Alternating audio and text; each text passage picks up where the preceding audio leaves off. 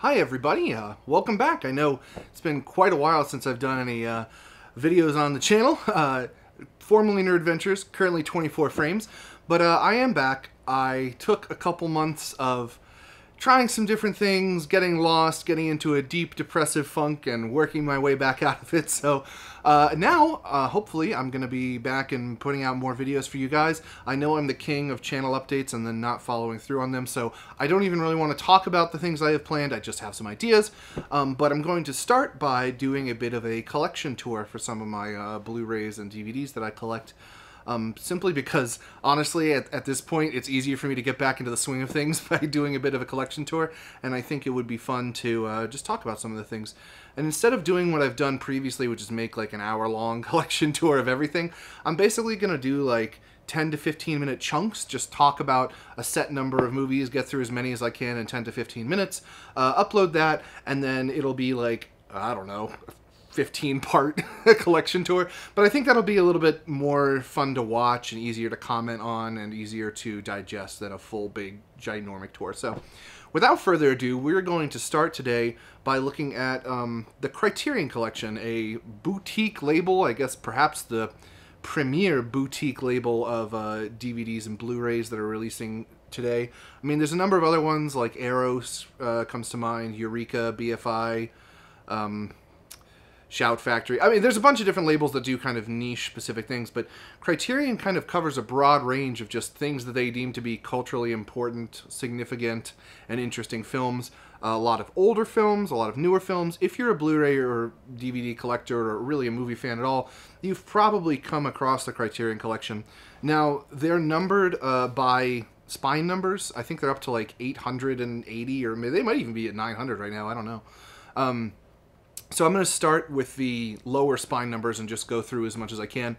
One thing to know about Criterion is that they originally had spine numberings for like laser discs, and then they reset the spine numberings when they started doing DVDs. So now we're in the DVD Blu-ray spine numbering thing, but some of the movies don't have Blu-ray releases yet. I personally tend to just collect Blu-ray releases, so it's not a complete collection as in, you know, 1 through 10 and everything's there, because they don't even release them in that proper order.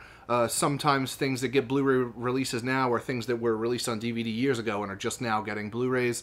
Other times, something that's added to the collection at like number 900 is going to be simultaneous DVD and Blu-ray.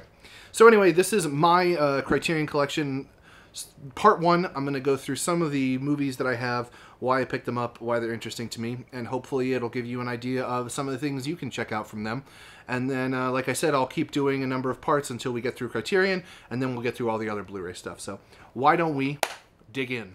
If you know anything about the Criterion Collection, it will be no surprise to you that the first Blu-ray in this set is Seven Samurai, the classic Akira Kurosawa epic of Seven Samurai, like sort of wanderer drifters coming to help the townspeople of a Japanese village.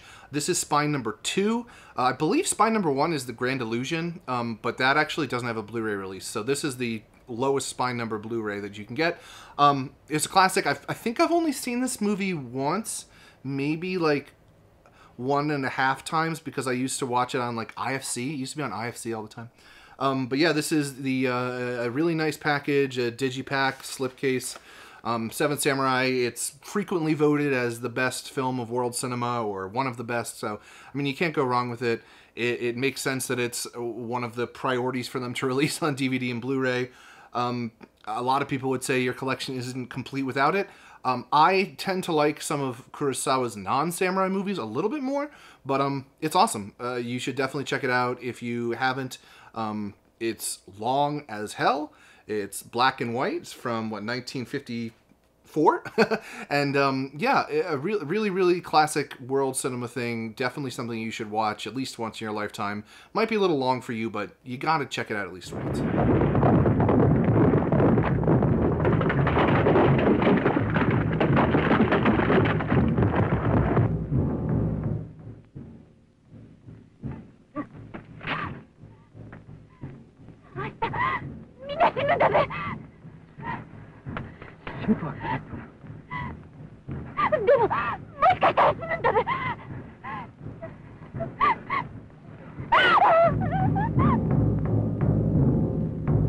Next up is a Hitchcock classic, in my opinion, and that's The Lady Vanishes. This is Spine number 3, so actually, there you go, 2 and 3. This is from 1938, really old, earlier Hitchcock. I mean, when you consider that, like, Psycho, I think, is 1960, so I mean, that's 22 years after this, and he was still making pretty, envelope-pushing stuff. But this is awesome. It's like a comic thriller about a disappearance on a train, a lot of really witty dialogue, a lot of really funny bits, very kind of suspenseful, but not in like a Vertigo Psycho kind of way, in more of like an early Hitchcock kind of like spy thriller, espionage agents kind of thing. I really dig it. I think it's more of a comedy than a thriller, but if you like Hitchcock, definitely you should check it out. It's one of his earlier ones and really great.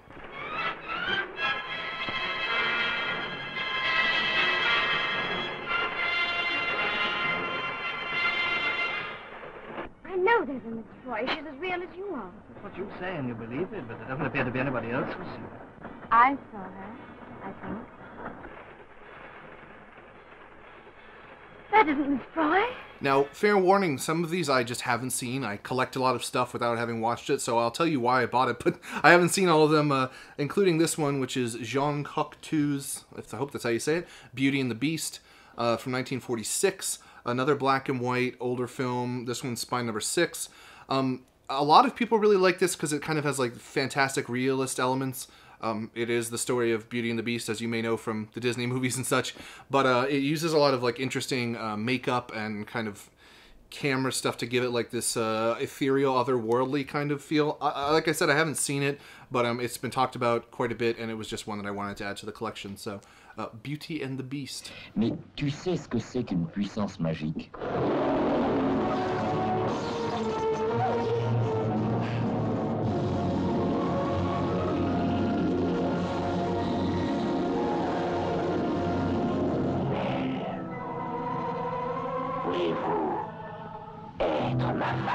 Next up is Spine number 7, A Night to Remember. This is a movie about the sinking of the Titanic. Actually, Criterion has like a sick little dig at James Cameron. It says it's cinema's subtlest and best dramatization of this catastrophe. So, suck it, Titanic, right? But this is by Roy Ward Baker. I have not seen this again, just one I picked up. It's from 1958. Again, a black and white disaster film about the Titanic. So, looking forward to checking it out. Can't tell you that much about it, but I did grab it because it looks interesting.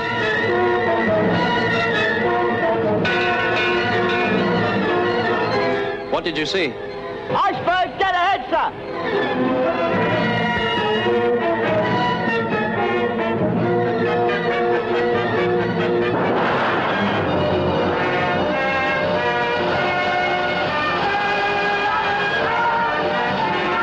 Next one is a real all-time classic. That is Spine number 11, The Seventh Seal by Ingmar Bergman.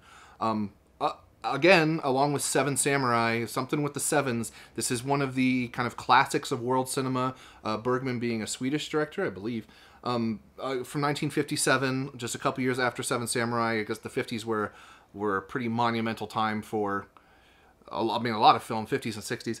But this is a fantastic movie, very allegorical about a knight played by Max von Sydow,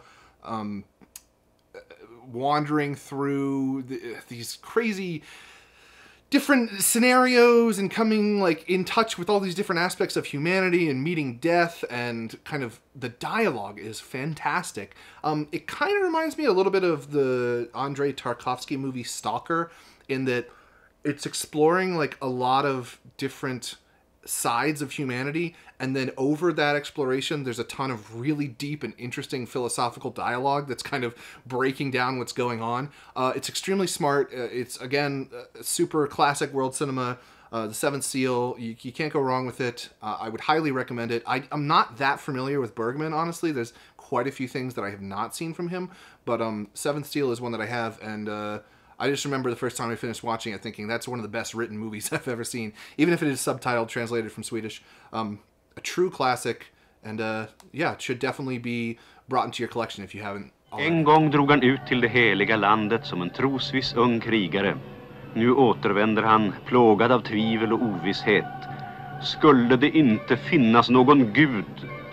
Den tanken är honom outhärdlig. När döden plötsligt står framför honom vill han ha uppskov och lockar döden till ett parti schack. Ty innan han dör vill han ha gjort en enda meningsfull handling. This next one is a triple pack. Criterion is wanted to do a lot of box sets and packs of different movies. You know, sometimes they collect things from different directors and such. This is spine number 14, 15, and 16. It is the Samurai Trilogy, the Musashi Miyamoto Trilogy, starring everybody's favorite Toshiro Mifune, the classic samurai. I think there's a documentary about him called The Last Samurai, actually. Yeah, these are three movies following Miyamoto's life, sort of becoming like this master swordsman. This is not my favorite samurai movie ever. I picked it up because I watched it once in college and I enjoyed it, but it didn't blow me away as much as some of the Kurosawa stuff did. I still would recommend it if you're like a samurai fan. I think Chanbara is that the term for like sword fighting epics. So it's an interesting piece. I mean, it's 3 films in one, so you can't go wrong with that. And it's Toshiro Mifune, who again is a really classic, you know, intense presence of sort of samurai machismo. So I would still recommend checking it out if those things are interesting to you, but it's not like a one I would blind buy or recommend that highly. But it is a cool set of movies. Samurai Trilogy, again, 14, 15, and 16.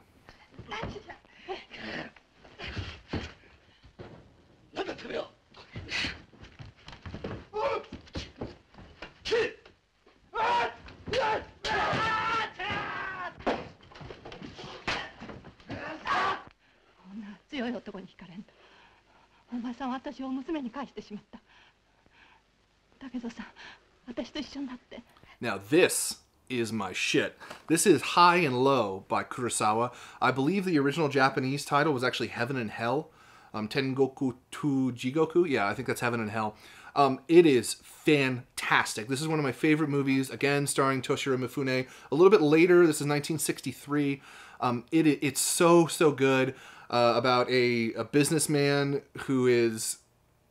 I'm mixing it right now, but it's his family. There's somebody kidnapped from his family. They become like held for ransom, and it's this businessman who lives on this big house at the top of the hill that overlooks the slums. It's this amazing examination of societal class problems in Japan, sort of the wealthy versus the poor, and the different lengths that each one will go to, kind of casting this main character who lives on this hill into the depths of hell to kind of redeem himself for all the bad things he's done as a sort of heartless businessman.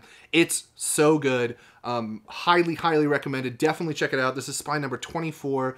Again, Toshiro Mifune and Akira Kurosawa, one of the true great... I mean, who else you could think of, like Herzog and Kinski, maybe De Niro and Scorsese. There aren't that many pairings of actors and directors that are as iconic as this. So you got to check out High and Low, a true classic from Kurosawa, and one of my absolute favorites from Japanese cinema. 今日中に星はきっと動き出す。いいか。星に気づかれずに星から絶対に目を離すな。こ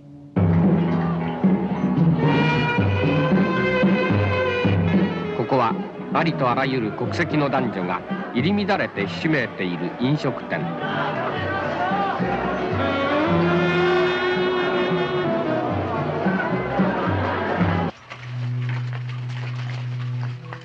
ここは廃人のようになった中毒者がうごめいている麻薬の町。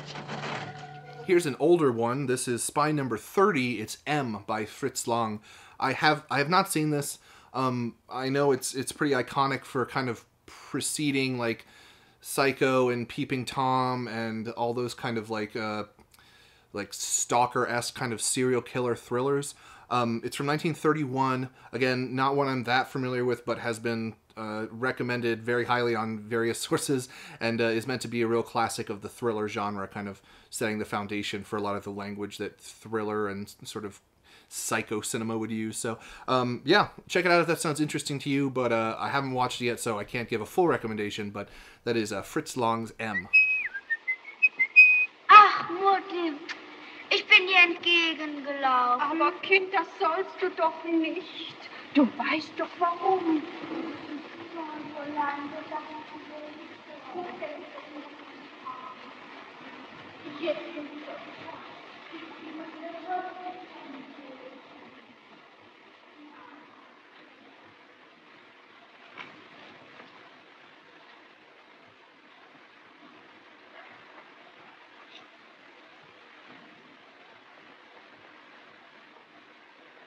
In a similar vein, we have spine number 35, that is Henri-Georges Clouzot's Diabolique. I'm sorry, my French is not great. I'm trying to pronounce all these as best as I can. This is a really great film. I just watched this for the first time, maybe in the last 2 or 3 weeks. It kind of rings similar to M in that it's like a early example of the kind of the psychological thriller genre from 1955. A really awesome movie about these two women who are involved romantically with this really terrible guy, and so they decide to deal with him, and then what happens as that kind of unfolds. It's super creepy and twisty, and the ending, especially the last like 10 minutes, is awesome. There was a remake of this, maybe, I don't know when, I think it was English language at some point, but yeah, you got to see the original. 1955, Clouzot, Diabolique, excellent. Une baignoire, diabolique. Un costume d'homme, diabolique. Une malle en osier, diabolique. Une piscine. Qui l'a enfoncé sous l'eau?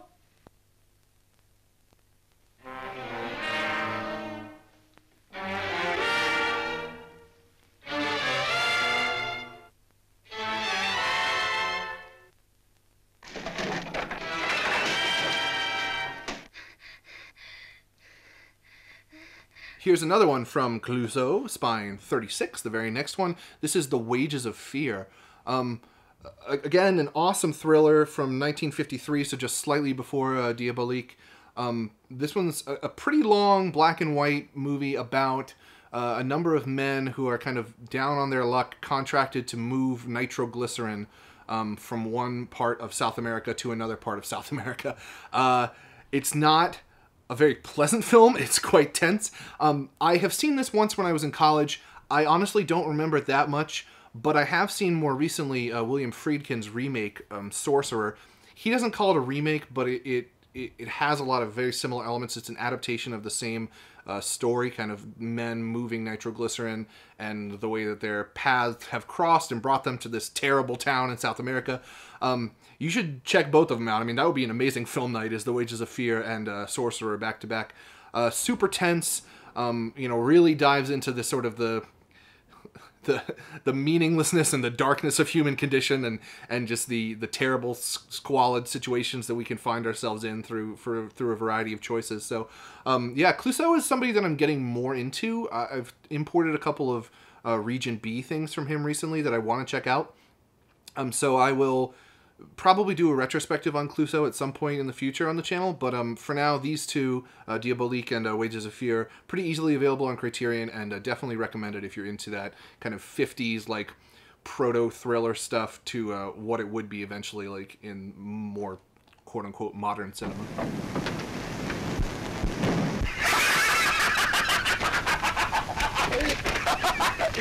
Et comme ça.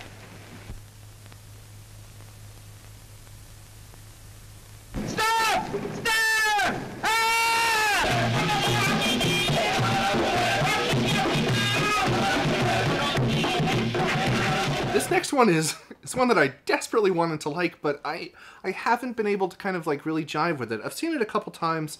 It's Seijun Suzuki's Tokyo Drifter. It is interesting. It's kind of part of like the Japanese new wave thing that was going on in the 60s. This is 1966.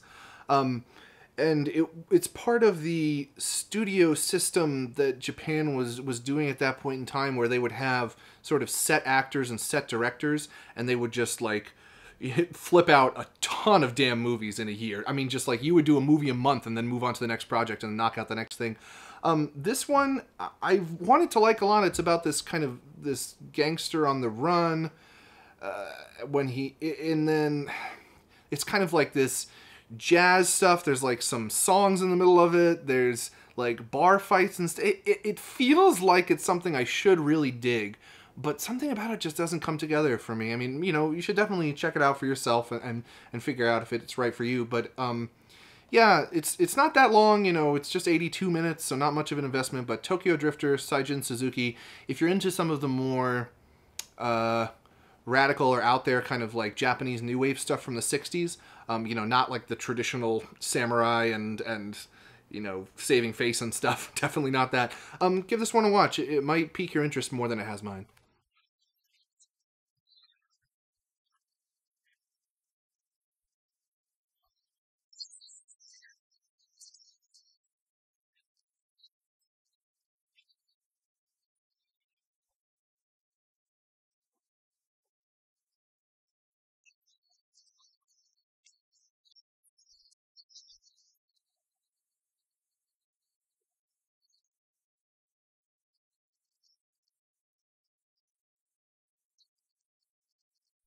And here's our last one for today. That is The Red Shoes, a film by Michael Power and Emmerich Pressburger.